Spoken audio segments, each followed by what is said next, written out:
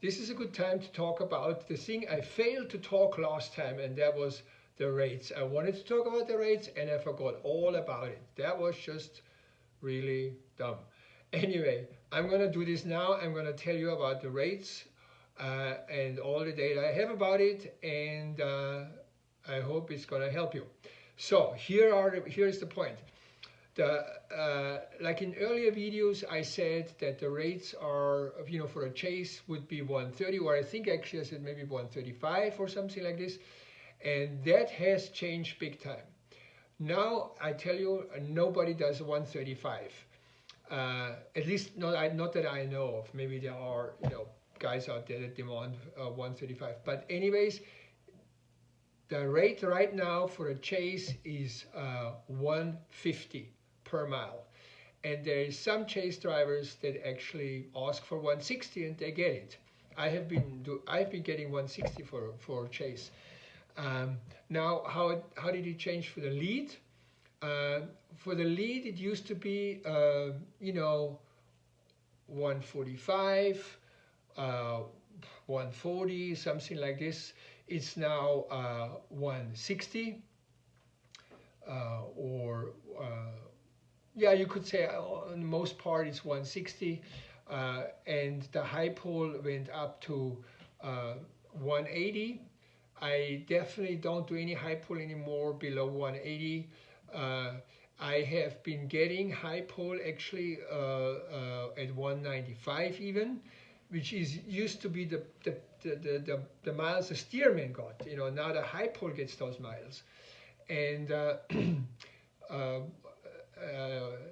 the other thing that I thought was really interesting was that the hotel prices went up.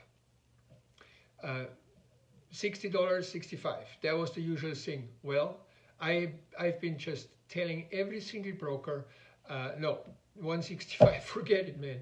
You get the shittiest hotel in the universe, or maybe nothing. And so the prices, like the low end of a hotel night is now 75. I have gotten 95, or one guy even 100, paid me 100. Same as the no-goes. It used to be 150 and no hotel, or they did 130 and hotel.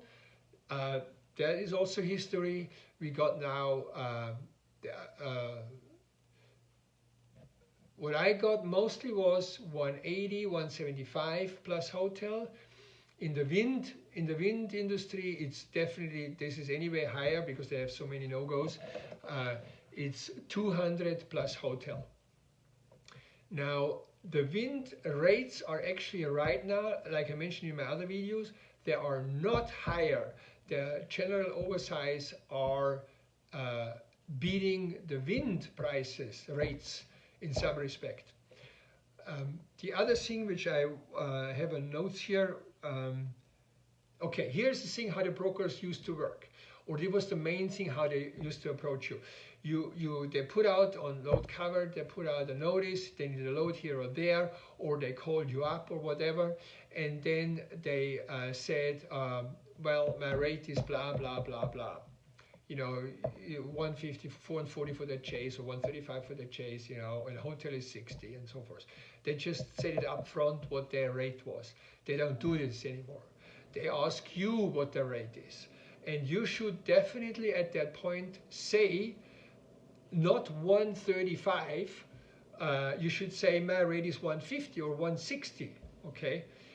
Because it might just happen that if you say 135, the guy goes, are you new? You don't want to get in this kind of a conversation, And that's why I just would go, my rate is 150 or my rate is 160, whatever you feel good about to charge. And the same is for all the other things. You just say, here's another thing. On the hotel prices, some broker said to me, the hotel is 170, and I say, wow, man, 170 is really low. No hotel goes anymore for 70 a night. That's just, the hotel prices went way up. And there you go. Okay, how much do you want? and then I set my price and I got my price, you know. So it has loosened up a lot, you know, and it's a better scene right now in terms of getting paid better. Not that I personally think that pilot car drivers have been being paid bad, but it's just simply getting better right now, which is really good.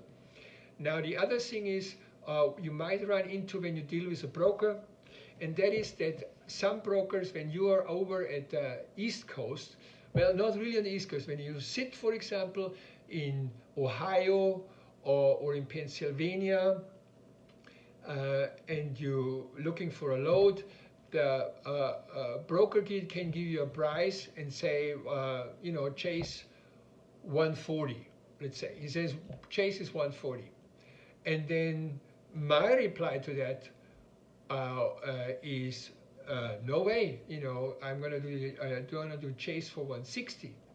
And then he says, yeah, because you are from Texas and you guys over there in the Midwest, you're always more expensive. This is the East Coast.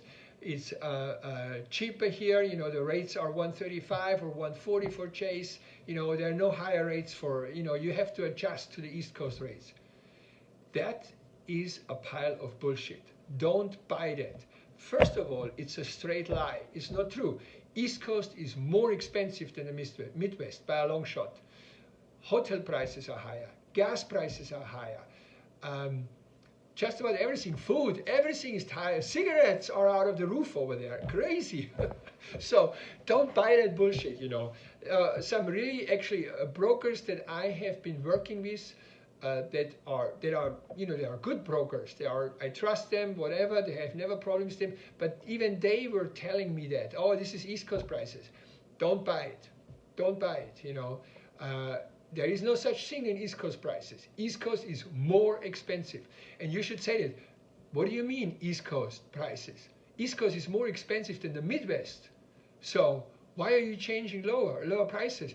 The other thing you can say, dude, insurance prices have gone up, okay? And they have. I paid this year $500, I think more than I paid last year. That's because the rate went up, not because I had an accident, not because I got a ticket. I got nothing. I really got nothing. And the rate still went up because we had some real bad accidents. You know, we had some, I think 2 of them were like mega accidents that caused some disaster. And then we have, you know, the usual little stuff happening. But those 2 ones, they were into mega millions to get them paid off. So anyways, that fires back on all of us. That backfires on the truckers, that backfires on the pilot car drivers, you know. So anyways, that's another point. Don't buy it, you know. The insurance rates went up, the hotel prices went up, things got more expensive. But that is not even so much the point. You know, the point is actually more, there is a bigger demand for pilot car drivers. There is a low supply of pilot car drivers, especially for the general oversize. So now let me see if I forgot anything else, since I don't want to forget something again. So now, what could be a downfall if we're gonna get another flu dump? You know, if there are more shutdowns, if manufacturing plants get shut down, if wind industry corporations get shut down, if anybody who produces, you know, big equipment gets shut down, that could be again a problem for us. However, frankly, right now, I don't see it really happening. We just have this current flu dump happening, and it is not very radical, so that's a good thing. I don't foresee it, but you know, it's always in the books. It could happen, all right? So, and then the last thing I want to say is, because one of you guys brought this up in a comment, and this is regards how to get started alone. And I mentioned this in earlier videos too. The thing is, if you cannot get somebody that hires you and teaches you how to be a pilot car driver, you definitely can do this alone. First of all, you watch the videos, which you guys are doing, which is great. But then the other thing is, get out on the road and drive behind a truck and pretend that you are now the chase for that truck and talk to your CB radio and say the things you want to say, and basically act out to be the chase car. And in that way, you actually can get some routine into this, you know. So that is basically a tip I have how you could get started even without anybody's help. All right. So that would be basically it. Leave your comments below, like the video, don't forget it. And if you haven't subscribed, subscribe, and I'll see you in the next video. And everybody have a great new year.